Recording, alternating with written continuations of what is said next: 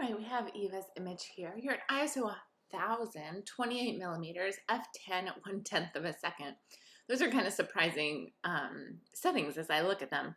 1/1000th of a second doesn't seem necessary here because it looks like it's pretty bright out still. But apparently it's not because you're already at 1/10 of a second.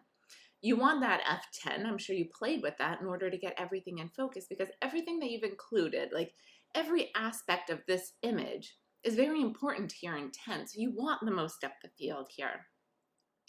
And your dad seems like he's sitting pretty still, but he's also on a swing. So you don't really want to go much slower than 1/10 of a second. If we look closer, let's see. This is where I would expect to see digital noise, and I'm actually not seeing any. You're shooting with a 750, so I think you're good here as far as a higher ISO. This image comes across as purely documentary. You're photographing your dad as he's getting ready for his Halloween, and you guys have a ton of decorations. It has a staged feel to it, as we don't think that all of this is all right here as he's getting ready. But it also has a very natural feel. Like, I believe that he does work on all of these things on this little table. I just feel like it's a little bit more staged than it probably would be, like this grasshopper sitting on the edge. Like, we can tell you put time into this, and I think that works great. Has an environmental portrait sort of feel to it. The lighting that's coming in just using open shade works really well here. I think that's often the most underutilized light that people, that and like window light, having the light come in, it's still creating direction, it's still creating depth, it's illuminating everything, is working really well here. And this image is really nice as well. He looks really friendly. You wanted to embrace the outdoors and that he's moved to this area that he's always dreamed about. So it still has almost a documentary feel to it, but we can also see this as more of like a headshot for him. If this was like, if he's a real estate agent in this area, like this would be perfect for that sort of thing, more of like a corporate sort of shot. So not corporate, like, I don't think that always has to be like in a business suit sort of setting, but something that would lend itself to like a real estate picture. That's just what got in my mind about this. You're at ISO 450 millimeters, f2.5 at 1/50th of a second. All of your settings look good. The lighting on him, again, is really beautiful lighting coming in. Both of these images, and really all of the images that we've looked at so far, being Lauren's and Eva's, and, oh, that's you, sorry, Andre's, and let's see, Bridget's image that we were looking at, all had really close attention to lighting. So as I talk about lighting starting to be graded in the next module, these are great examples of just using natural lighting, but really getting the best for it and realizing where the lighting is going to best suit your subject. All right, so this is by Jessica, and I think this first image is the one that was shot in an auto mode. Yeah, I think this is the one that we're editing out. So when you guys are in future classes, when you're in like 275 concept project, there might be a time where it's appropriate for you to shoot in aperture priority or time priority settings. But for this class, we still want you shooting in fully manual mode. So you won't be getting credit for images that are turned in that were shot in an auto mode. And that would be anything that's not manual is going to be in auto mode. So just getting that habit for this semester. You turned in this image as a backup when I asked for another image. Let's see. Yeah, this doesn't even say here. You see there it says exposure mode manual.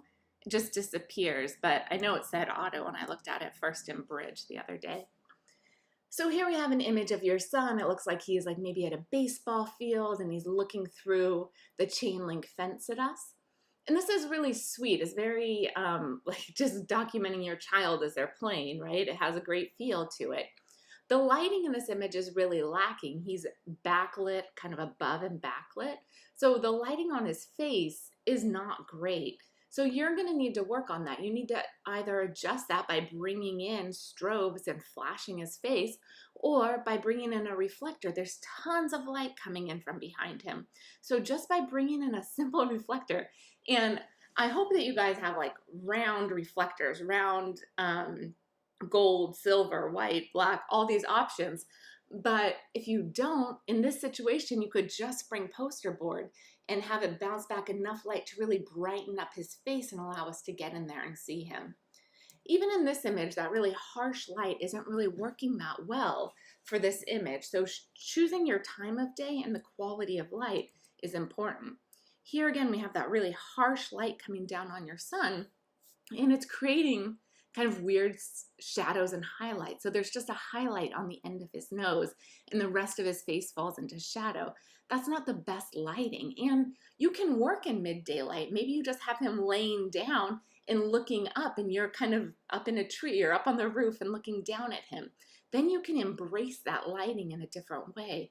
But I want you to be really aware of the way your subject is reacting to the light and the way that they're facing, and how you can manipulate the light to really get the best lighting on your subject. Both of these images feel like kind of a documentary from a parental point of view, as your child's just playing around in the fields by the house, and here maybe in his backyard. So they both have kind of a similar feel in that way. One is black and white, one is color, but I think you could push this a little bit more and even have him, just if he's doing distance learning, working on his homework, some other side of him, so both of them aren't just about his play.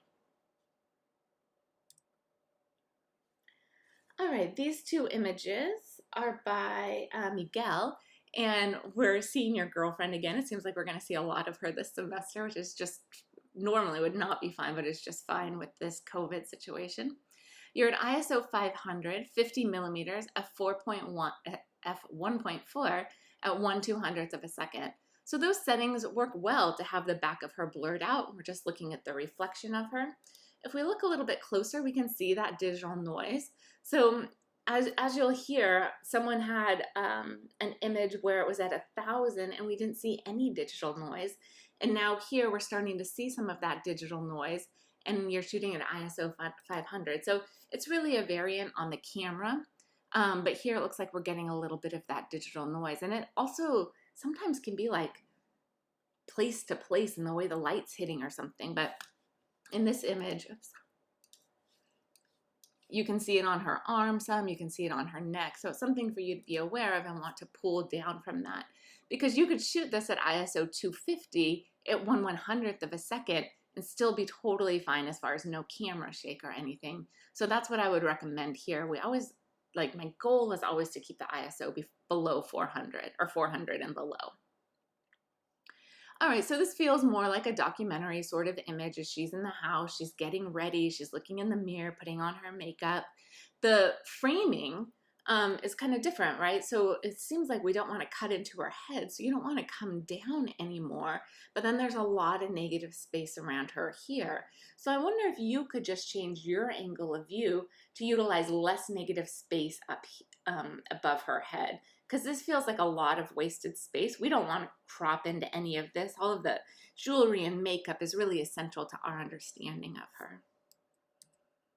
And then here, this is a really relaxed view that, again, has more of a documentary view to it, but it's very comfortable. The lighting is really beautiful here as it's coming from above, or coming from the side and above, illuminating her forehead and nose, and both of her cheeks are getting good light on them. So the lighting's much better here. Your depth of field at 1.4 is exaggerated, and I always think that's interesting for people to pay attention to, that 1.4 is different when you focus further into the frame than it is when your subject's close. Here, that your subject's really close and the background falls even further out of focus. I think that's something a lot of students are missing still at this level.